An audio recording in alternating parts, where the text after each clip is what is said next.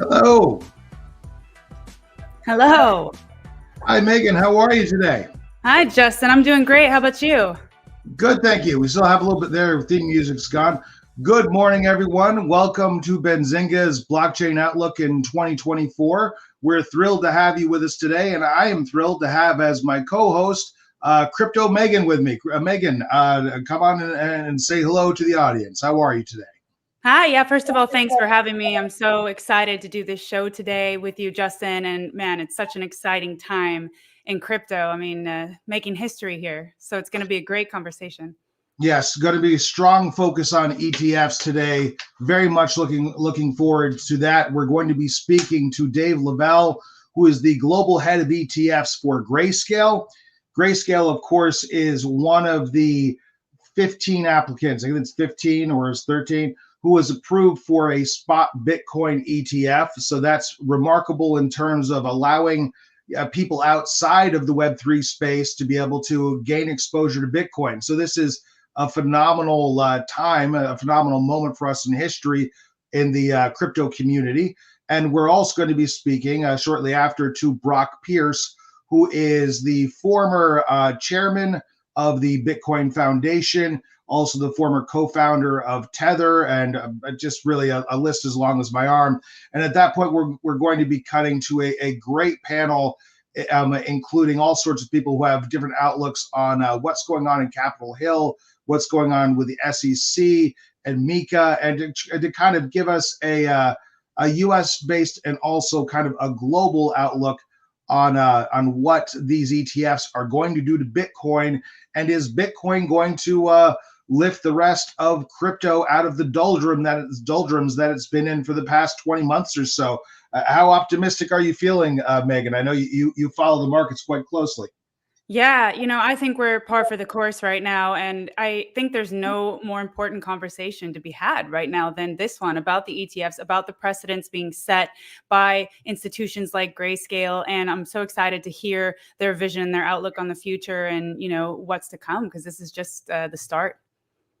Yeah, absolutely. And Grayscale has been a great innovator in this space. I mean, we saw some movement from the SEC that was not entirely friendly to crypto overall during the last year. There were all, I mean, of course, FTX gave them a big black eye, and they seem to be playing it conservatively. I suppose they're playing it safe most of the year, doing a lot of legislation by litigation. There's Binance, of course. There's been a number of people, that the Winklevosses, a number of people that they have brought into court or are on their way to bring into court. So this was a pleasant surprise to have this happen in January. It was really immediately after people were prognosticating that it wasn't going to happen until the beginning of Q2, like just a couple of days after we put out an article like that, actually. So going to be very cool to talk about it. And this is something that affects all of you folks. I mean, really, of course, Bitcoin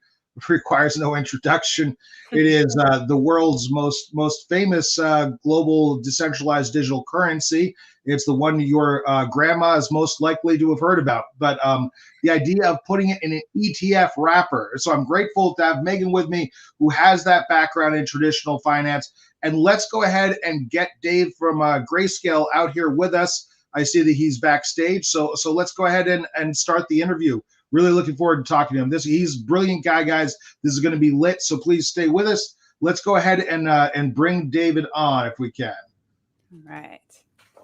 Dave, how are you today? I'm doing great. It's great to be here. How are you guys? I'm doing fantastic. It is great to see you. I like the sweater. You've got the very approachable kind of Mr. Rogers vibes going on today. I'm an approachable guy. I'm glad I'm suiting the show. Well, that's good. And of course, we're very excited I am, because I was in contact with Grayscale about the ETFs a lot last year. You and I did a great interview about it. I did a feature piece on that. And so how cool to be able to talk at the start of 2024 and have it done. You can't make that joke anymore about you being the head of ETFs who never actually got an ETF off the ground at Grayscale, and now you have. Now that's all true. Yeah, Well, it's been incredibly exciting. Look, I mean, you and I talked about this. We, embarked on this journey in 2013. It certainly predates right. me, but we had a long-term commitment and vision that, investors were going to want Bitcoin exposure in an exchange-traded product wrapper. And so, look, this is a culmination of 2.5 years of my work and 10 years of the Grayscale team's work more broadly, and we're incredibly, incredibly thrilled about it. But I mean, it's probably worth taking the listeners, back a little bit, and talking about kind of how we got here. But in October of 21, when, the SEC decided that it was permissible to have Bitcoin futures exposure in an exchange traded product, we thought it was, perfectly permissible to then also permit Bitcoin spot to be, brought to market in an exchange traded product. And so that's the day that we filed for the uplisting of GBTC, our flagship product. And in June of 22, the SEC denied that application. And that was the day that we challenged that decision in the DC Circuit Court of Appeals. And fortunately, in August of 2023 was when we got the decision from the DC Circuit Court of Appeals that they in fact agreed with us and, determined that the SEC had behaved impermissibly under the Administrative Procedures Act, which led to a really, formative and very constructive dialogue over the past several months, which led to, us being able to uplist GBTC to an ETF a couple of weeks ago. So it's been very gratifying personally. It's been very gratifying professionally for myself, but also for the Grayscale team, and of course for our broad investor base. And what an accomplishment. I mean, Grayscale already has the largest fund for Bitcoin. It seems like you have a precedent-setting case here. Ultimately, that denial of your application and then the overturning of that denial, that was precedent that was cited by Gensler when they finally did the approval just a couple of weeks ago. How has that journey been for Grayscale? Did you expect it to be here by now? Is this kind of what you were hoping for, David? And where is this taking you now? Look, we had always said it was a matter of when, not if, and that was something that we stood by for a very long time. We had an incredibly high level of conviction to deliver this for our investors. But at the same time, we respected the process, and we respect that the SEC has a mandate of investor protection. And so, look, it's never an easy decision to, challenge your regulator. However, we had high conviction about our case. This was not about a thumbs up or a thumbs down to Bitcoin from the regulatory agency. This was about procedure. This is about being treated fairly.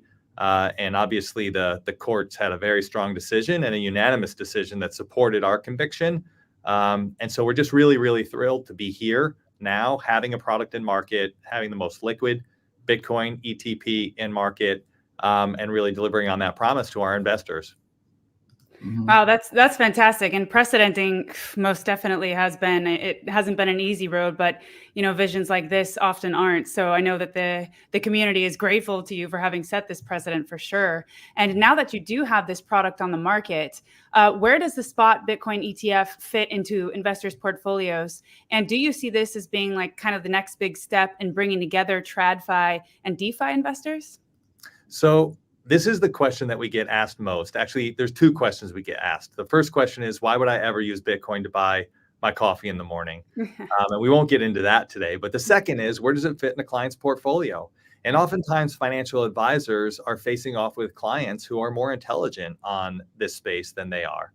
And it puts them in a precarious position. Now, historically, many financial advisor, wealth management platforms haven't allowed for digital assets to be invested in. So they had a bit of an out, but they were then losing assets to, other platforms or to direct investing, crypto investing platforms. And so now that we have an ETF in market, it's putting the financial advisors in a precarious position where they now have to answer for where it does fit into a client's portfolio. And I think there's a couple of ways that you could address that. First of all, very quick review. People are like, it's an alt and it fits in your alt allocation. But I think we actually view it as something a little bit differently. Number one, it can be viewed as a digital store of value. So having the similar properties that gold has, it has very low correlations to other other aspects of an investor's portfolio. It offers diversification, and that lack of correlation gives, really interesting return profiles.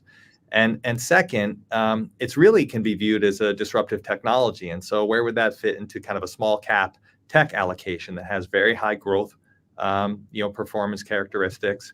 And so I think financial advisors are feeling more and more comfortable with kind of, taking a little bit of that gold allocation or a little bit of that commodity allocation, or a little bit of that precious metal allocation, and inserting some Bitcoin, or taking a look at where they have an allocation to small cap tech, and utilizing Bitcoin ETF in that regard.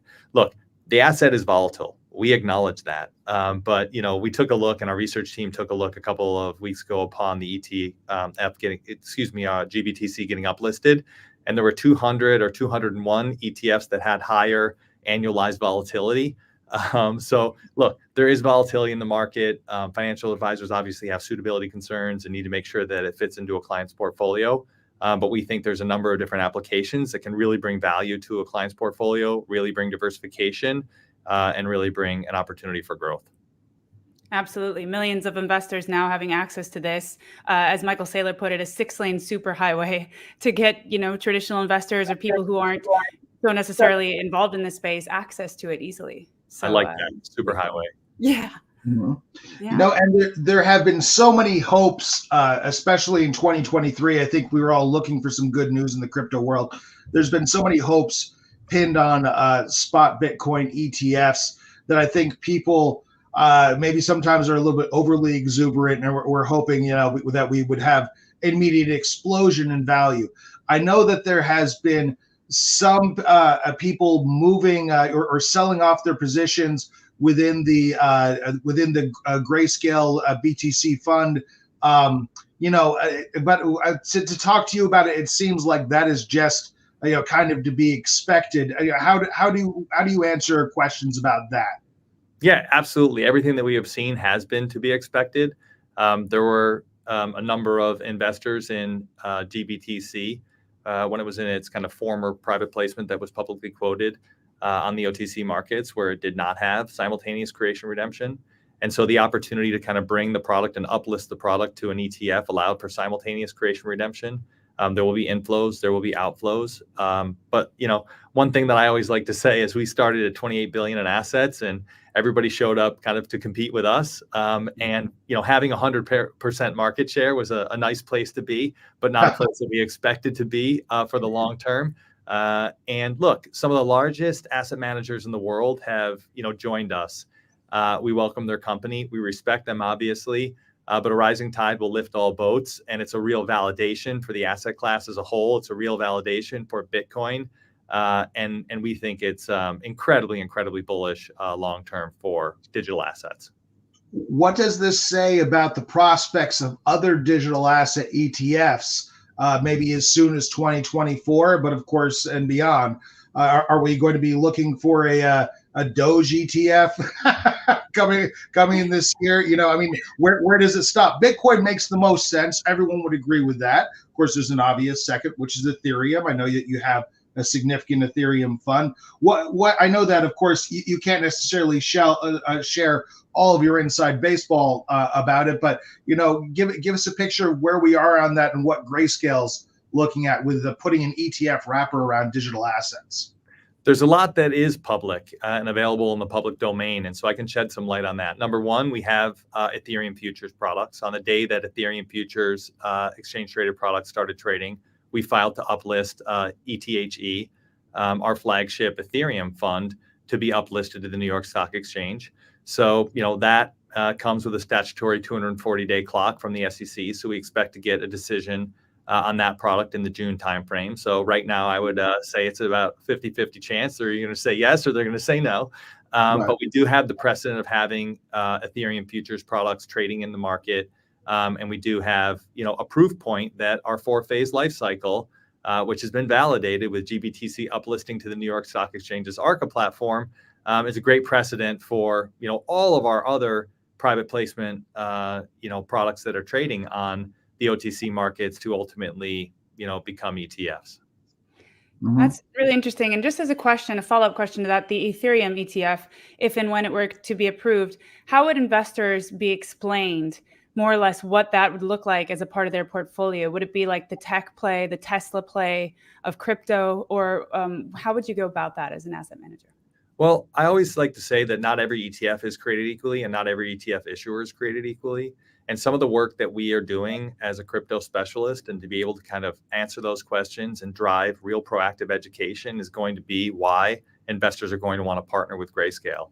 So in 2013, when we thought Bitcoin was a great opportunity for investors, to allocate to, was 10 years ahead of an ETF actually coming to market. And so we're prepared. We have great research on our website. We have a great research team. And we love to be front-footed about some of the things that we're working on that investors aren't yet thinking about. A great example of that would be, the partnership that we have with FTSE Russell to deliver the crypto sectors.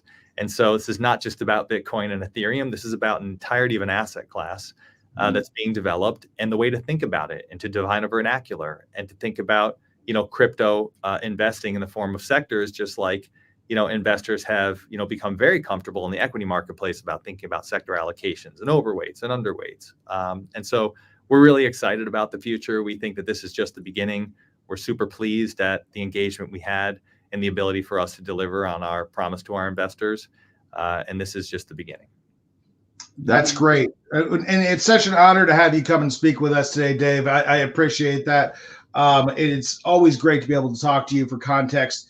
Just to leave off something that on a note that speaks directly to the audience that's listening at home, if I am doing my own research and I'm trying to keep tabs with what's going on with ETFs right now, where would you suggest that people look? None of this is financial advice, but in order to stay informed, in order to stay current on what's available and how digital assets is developing as an asset class that you can invest in this way. Yeah, 100%. I'll go back to the statement I made before. Not every ETF is created equally. Not every ETF issuer is created equally. Grayscale.com has a tremendous amount of information. Pick up the phone and call us. We have resources for you. We want to answer your questions. We want to make sure you're informed. We want to make sure you're investing with confidence, and we're here for that. The approachable ETF, like you said, Justin. Yeah, that's fantastic. Yeah, I feel bad. I actually meant it as a compliment, Dave. You look great. I think it is a compliment. I think it's what we need in this space. We need an approachable ETF. I've got my Abe Froman the Sausage King t-shirt on today. It's actually a brand new one I got for Christmas. That's a Bueller reference for everyone who's watching who's 30 years younger than me. I'm just I'm just gonna tell my kids tonight that you were honored to have me on, because they don't feel honored to have me around at all. So I just take that as a win. All right. If my kids feel honored, they really keep it to themselves. They keep that pretty clest to the vest. That's pretty funny. All right, man. It's been so good talking to you again, Dave. Come back at us soon. I want to hear more about other applications as they become a matter that we can talk about. This approval allowed us to do this interview, so we're really thrilled about it. It's something I know a lot of people are wondering about, and it's a great win for the crypto community. So thank you so much, Dave. Thank you for your time. Thank you very much as well. It's been great to be here. I'll see you guys soon.